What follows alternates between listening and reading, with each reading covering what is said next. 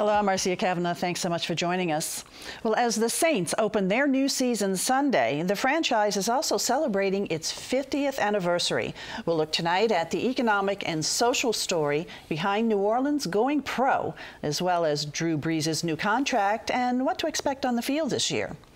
Politics is played year-round, including the latest on the Senate election and the governor going to Washington. We'll also look at the council trying to regulate the number of strip clubs. Starting for us are tonight's Informed Sources. Errol Laborde, producer of Informed Sources, Jeremy Alford, publisher, LaPolitics.com, Jessica Williams, reporter, The New Orleans Advocate, and Jeff Duncan, sports columnist, NOLA.com, The Times-Picayune.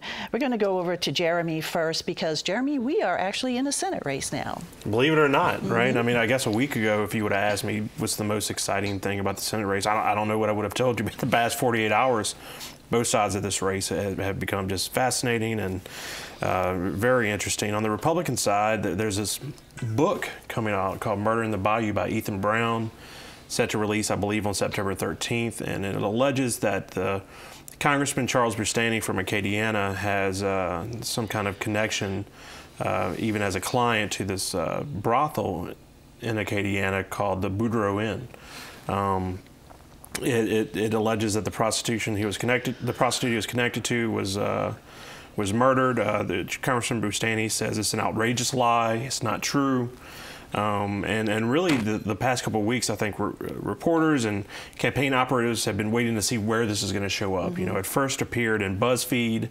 BuzzFeed, for whatever reason, is paying a lot of attention to Louisiana. They got David Duke on speed dial. They're writing stories about Louisiana politics. But then the Advocate picked up this story overnight, and I think there are conversations being held in newsrooms, station directors, editors across Louisiana right now saying, what do we do with this story? The Advocate took the first leap. And again, it's important to say that it's not been independently verified. The congressman says it's an outrageous lie. On the other side of the race, we reported to subscribers of LaPolitics.com this morning that Mayor Mitch Landrieu will be endorsing Carolyn Fayard very soon. This creates some interesting dynamics in the race where you have the Landrieu's apparatus are gathering around Carolyn Fayard, and then you have Governor Edwards and his team who are getting around Foster Campbell from North Louisiana. So, you know, there's not a divide. These aren't battle lines right now. The two groups, the Landrieu's and Governor Edwards, have a good relationship. However, it's made it difficult for both of those candidates either of those candidates to secure the nomination of the party, which Governor Edwards was able to do early last year. So, you know, we also have a new poll out by this group, Democrats for Education Reform, that Mary Landrieu sits on the board, that suggests that the race has flipped a little in the middle, that Carolyn Fayard has moved ahead of Foster Campbell. But I can show you another Republican-leaning poll that shows Foster Campbell ahead of Carolyn Fayard. There's a lot of game left to play in here, and this Democratic primary, as we're calling it, we don't have primaries, of course. We have a jungle primary, but it's one of the more interesting things in the race going on right now. And you know, both Carolyn Fayard and Foster Campbell are spending a ton of money on African American radio. I mean, they're getting close to $1 million combined spent on African American radio. So I think we're just going to see a battle between those two Democrats to try to make it to the runoff against a Republican. And the polling trends right now still show a lead for Treasurer John Kennedy. What helped John Bel Edwards in the governor's race was that not only was he the Democrat, he was the only Democrat. Is there the only major Democrat? Is there a possibility, will there be an effort to get one of these two to drop out? You know, that's interesting. Another story that we reported on this morning is a lot of people don't realize this. You hear this, that people around the state are going to drop out of this race or that race. Well, guess what? They can't. There's a law that went into effect this year that most people don't realize that created a time period for dropping out. You know, before this year, you could drop out anytime you wanted to up until the polls close on election day, but now there's a time frame, and I want to say it's already passed on July 29th. So even if they wanted to drop out, they couldn't. They'd be stuck on that ballot. We're so far ahead right now that they're actually voting machines around Louisiana that have ballots ready to go and they're set up and ready for Election Day. So we're starting to see some television more. Certainly I've seen some ads. Fleming, Boustany, I've definitely seen those ads. How do you think this Boustany story is really going to impact him, impact this campaign of his? Well, you know, right now it's an unverified story. It's been picked up by one major newspaper in Louisiana. But even if it would not have been picked up by the Advocate, and look, the congressman has been very clear that these are outrageous lies in his words. You know, it's hard to not imagine that these allegations are going to end up, they'll probably end up in a direct mail piece. They'll end up on some website. Maybe one of the candidates will blurt it out in one of the last televised debates. If any of this sounds familiar, that's kind of how some of this stuff worked last year with David Vitter. So there are a lot of questions. Is the electorate desensitized? Is this issue going to stick? Do people believe it? And so we're stuck with 24 candidates talking about sticking, since nobody can drop out. Right, and that's a big field, and that know that's the danger to Congressman Boustany, is that if you know people want to push this or if they make it an issue, you know, I think in certain circumstances he could survive it, but in a 24-person field. You know, every vote counts. Okay, and also, Jeremy. Boustany and Fleming, because they're congressmen, they're running at the same time. So essentially, they're giving up their House seat. Yeah. So if they lose this, they lose their House seat. Whereas others aren't giving up anything by running. That's correct. All righty, let's move on now to local politics, and that's Orleans Parish that we're going to talk about right now, Orleans Council, and they're still considering the idea of limiting the number of strip clubs. They are, and this got started, really it's been going on for more than a year, back when a 19-year-old dancer was left for dead on the Interstate 10 out in Metairie by a man that investigators said was her pimp. And ever since then, we've sort of seen an increased focus on strip clubs and the potential for illegal activity, prostitution, to go on within them. We saw lobbying by local Covenant House leader Jim Kelly to institute a ban on the age of dancers. He was successful in that effort both locally and statewide. And now what the City Council is considering is a cap on the number of strip clubs in the French Quarter, in the hopes that if we space these strip clubs out, most of them are concentrated on Bourbon Street, that it will reduce the potential for crime in this very concentrated area. Now, the adult entertainment industry, as you can imagine, is very upset about this. They have protested loudly before the City Planning Commission, which is the panel that the City Council's tasked to study this idea. And they were successful in at least getting the idea of a cap softened. So whereas before, the study that came out from the staff of the City's Planning Commission said that this is what we suggest, we think a cap is the right thing to do. The other options seem to be, less strong. Now the revised study is that, well, you could do a cap, but you could also evaluate each strip club on a case-by-case basis to see if they're really following the law. Or you could do nothing and let police continue to investigate these clubs as they have been doing. Over the course of the last year, we saw at least a half dozen clubs become sanctioned after state investigators found this illegal activity that folks had said was going on. So there's this new report coming out of the staff City Planning Commission. It has to go before the commission, and then it'll go before council. And then it'll go before council. And then quickly, another council action was regarding gun control. What is that? So this passed yesterday, and really council members have described it as a first step. It really is something that is supposed to send a message that the city council, will not stand for children being put in the line of fire. We saw earlier this year the shooting of 13 people at Bunny Friend Park. Yeah. There's a specific measure within the ordinance that was passed yesterday that says, basically makes it harder for you if you want to carry a gun into a New Orleans Recreation Department facility or park. There's a separate part of that ordinance that requires gun owners, if their guns are lost or stolen, to report that to NOPD within 48 hours, and if not, be faced with a $250 fine. And they're not quite sure how that reporting mechanism is going to work, whether people can call in, whether they can go online. Still working out the details, but designed to send a strong message that the City Council is not going to tolerate this type of activity. All right, thanks a lot, Jessica. Over to Jeff now. Let's talk Saints. Drew Brees' contract extension. Explain to us what happened there.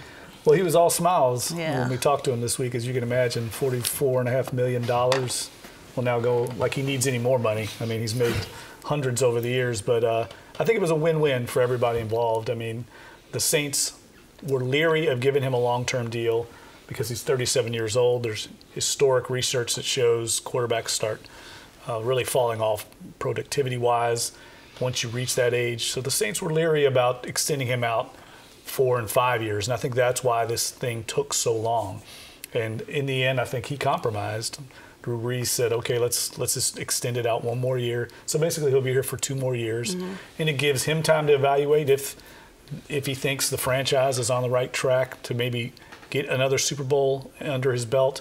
And it gives the Saints time to evaluate him and see if he is in fact declining or still maintaining his elite productivity. I personally think he will continue. I think the guy is kind of a freak of nature as far as keeping himself in shape.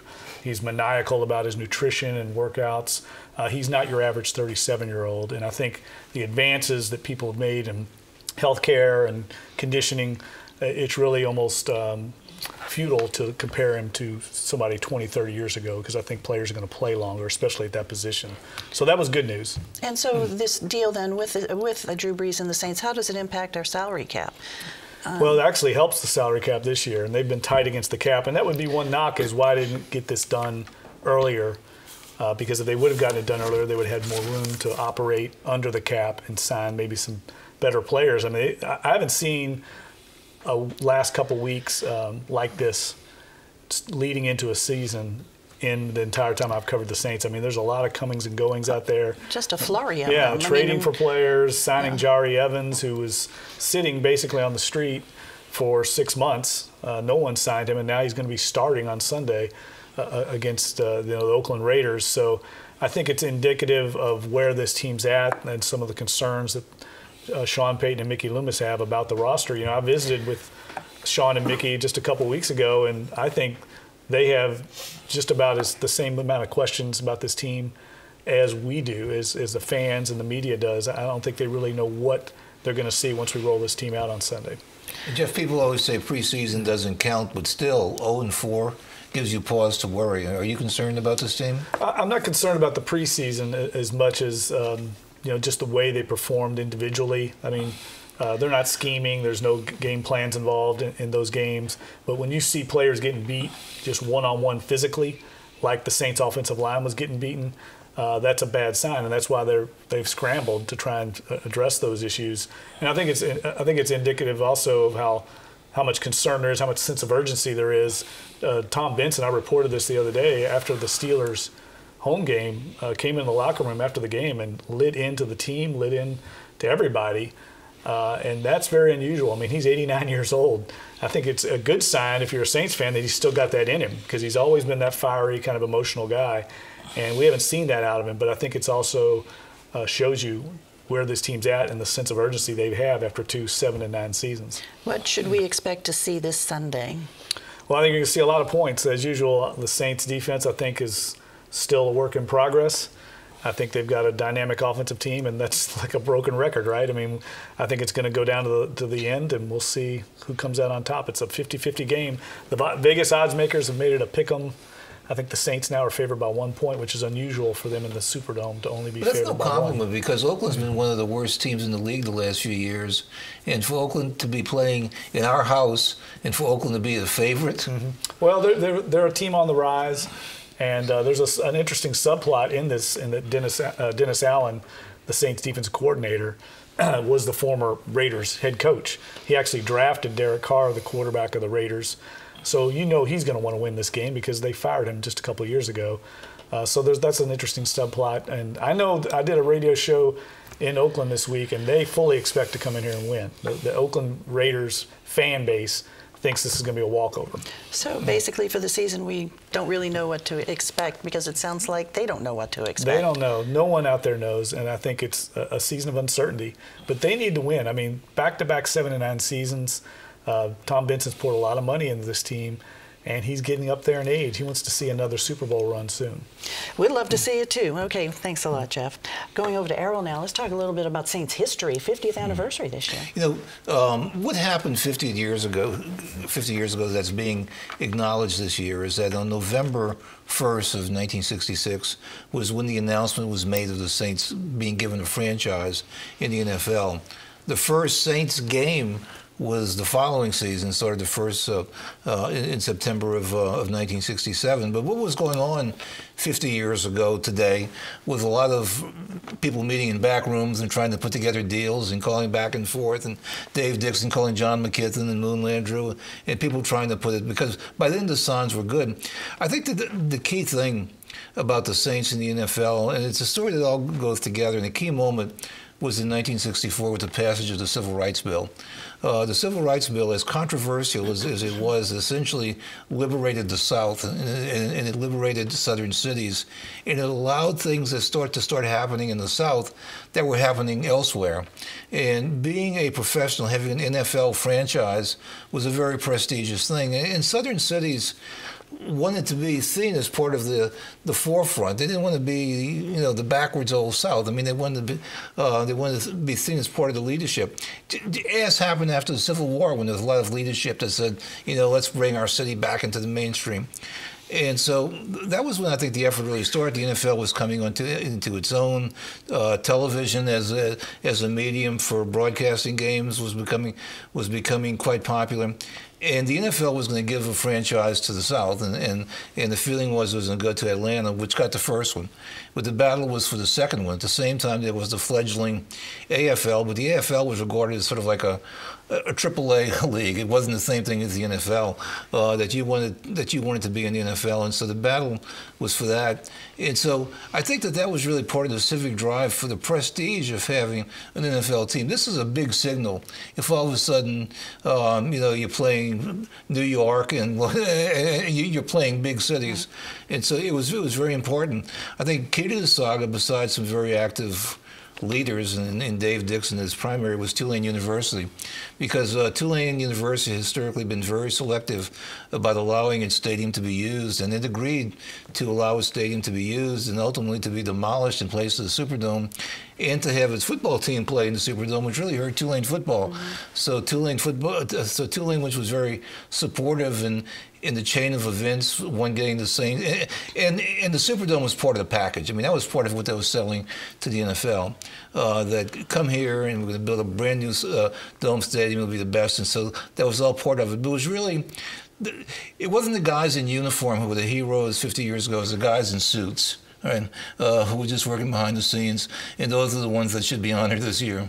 And be remembered on this 50th anniversary of the New Orleans Saints, right, which of course has had a tremendous the 50th economic anniversary impact. of the city being awarded the franchise. Right. And it's had a big economic impact as well as a social one.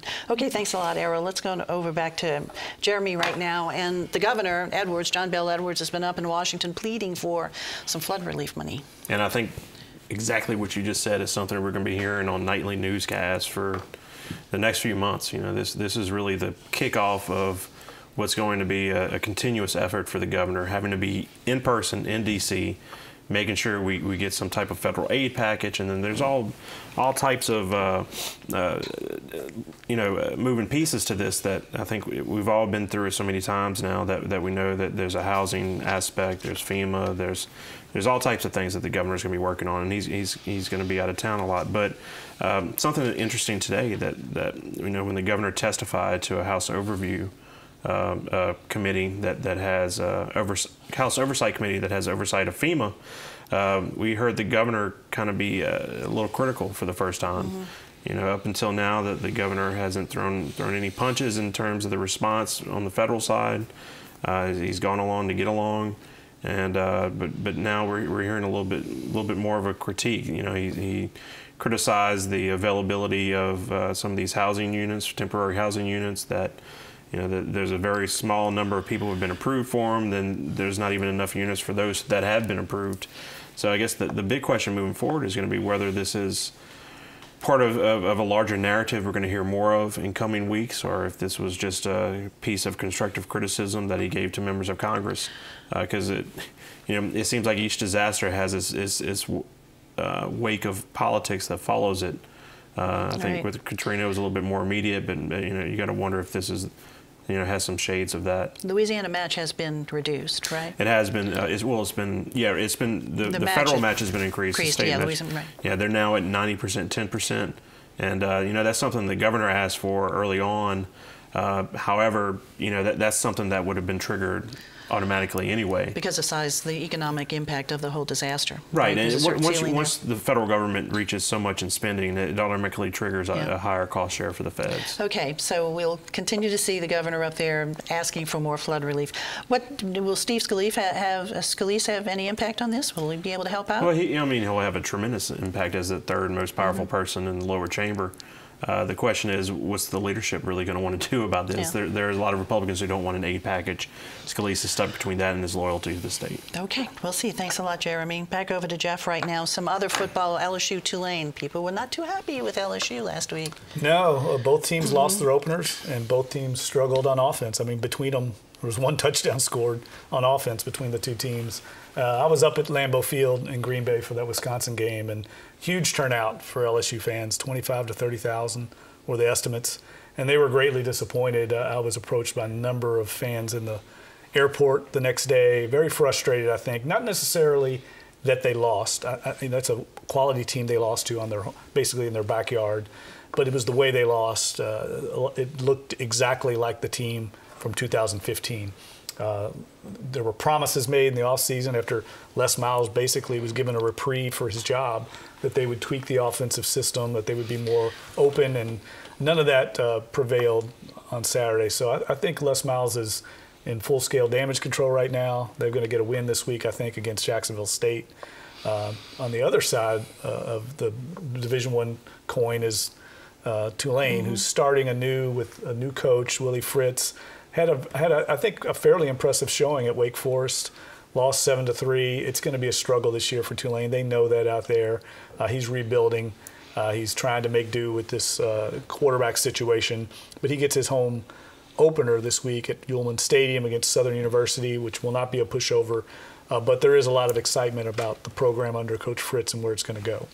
And so the outlook for, well, you just said that about Tulane, but for LSU, I mean, some people already seem to be throwing up their hands and saying, you know, what's going on here? Yeah, well, I think that, and look, they could rally. They've got time to rally if they can, but they've left themselves very little margin for error. The way the college football playoff system's set up, you really can't afford more than one loss. So now they're behind the 8 ball. I mean, they've got Alabama, who destroyed Southern California the same night. So that added, I think, to the apprehension and rancor in the LSU fan base to see Alabama going out there doing what they did when they were supposed to be rebuilding and do it with a freshman quarterback and LSU struggling with the junior quarterback. It's not good for Les Miles right now. Okay, so football season definitely underway this weekend. All right, thanks a lot, Jeff. Jessica, you had a piece in the past week in the paper regarding a study that has been done by the city, or reports been done by the city, to try to increase affordable housing. And this is something that's mandated by the feds. Can you describe that? This is something that's mandated by the feds, and it's actually what the city is hoping will contribute to its larger plan to increase affordable housing. The plan itself is designed to combat housing discrimination and housing segregation, essentially to break up pockets of poverty in neighborhoods. It comes from the feds. It was done last year, or approved last year by the Obama administration with very little fanfare, not a lot of coverage on it when it happened. And now we're sort of seeing the effects of it. New Orleans is one of 23 cities that has to roll this out first. And what it's designed to do is essentially for those neighborhoods that have a lot high crime, low income residents, to help encourage more of those residents to move out of those neighborhoods to sort of self-integrate into other neighborhoods that have been better off, and to build affordable housing in those better off neighborhoods to encourage more of a mixing. Now, as you can imagine, this is incredibly controversial, has gotten huge pushback from folks around the country who basically, call it just one big, housing affirmative action program. Why do we need this? Why can't people be allowed to live where they want? But New Orleans really doesn't have a choice. It has to, abide by this. It's one of the first of 23 in the state, in the country to do it, because it's closer to the end of its federal funding plan. Now, eventually, we'll see even more jurisdictions having to roll a similar plan like this out. And so the reason why the feds are saying communities have to do this is because these communities receive federal funds. Yes, that's why. And so this is mandated by it. This whole report came out of HUD, or this plan came out of HUD. This plan came out of HUD. It's been mandated because these jurisdictions receive federal funding. And they've also been tasked to do this with no extra federal funding. So they have to figure out a way to make this work. They're getting no extra money to do it, and they're having to face considerable blowback from their communities that they serve who don't want to do this. Well, how could cities possibly do this? I mean, it impacts zoning codes that localities, communities create themselves to govern themselves. The argument is that the zoning codes themselves were designed to keep certain populations out of affluent neighborhoods and therefore contribute to housing discrimination. So we must reform the zoning code in order to encourage more mixing and less discrimination. So it's potentially single-family zone could be changed to multifamily. Density limits could be increased. You could see, more dense developments in certain neighborhoods. It's something that we're going to be watching all very closely. Very closely. I'm sure there'll be a lot of discussion years about it. So, I mean, what's the next step as far as Parish of Orleans is concerned? So Orleans is taking public comment right now on its draft plan for how to make this work. Some of the strategies that they've deployed is to encourage Section 8 residents to move, to go into different areas of the city with their vouchers, to encourage landlords to accept Section 8 in different areas of the city. And they're supposed to submit that plan to HUD next month, and they'll be taking public comments until that time. We will be discussing this more, I'm sure. Thanks a lot, Jessica. Okay, time to look ahead. Errol. Well, the city council and the mayor's office have been working closely together, apparently, to come up with a better plan for sales tax collections. And they released a plan yesterday concentrating on alcoholic beverage outlets to try to get more revenue that is owed to the city that always hasn't been collected. And both the council and the mayor were very much in high praise of each other, which is something that you rarely see. Rarely see. Okay, thanks, Errol. Jeremy. Yeah, our new podcast at lapolitics.com has a second episode coming out on Wednesday. It's with J.P. Morrell, state senator. He talks about the possibility of running for mayor of New Orleans, growing up in a political family, his very sincere love for comic books, and a few other surprises. Okay, we'll be looking for that. Jessica. Next Tuesday, we have got the City Planning Commission that is going to consider that study on the number of strip clubs and whether they should be limited. On Tuesday. All right. Thanks, Jessica. Jeff. Well, as Errol said, this is the 50th anniversary of the Saints, so the Saints organization's kind of celebrating that this year. One of the things they're doing is trying to bring back some of the old players from the very first team in 1967. And this Sunday, before the opener at the Saints Hall of Fame in the Superdome, they're going to have John Gilliam there, of course, who famously returned the opening kickoff in 1967. Be a great chance for fans to meet some of the old Saints and, honor them. I can remember sitting in Tulane Stadium and seeing that. That's how far back I go. Okay, thanks a lot, you guys, for being here. Thank you all for joining us, and we want to see you again next week for Informed Sources. Have a good evening.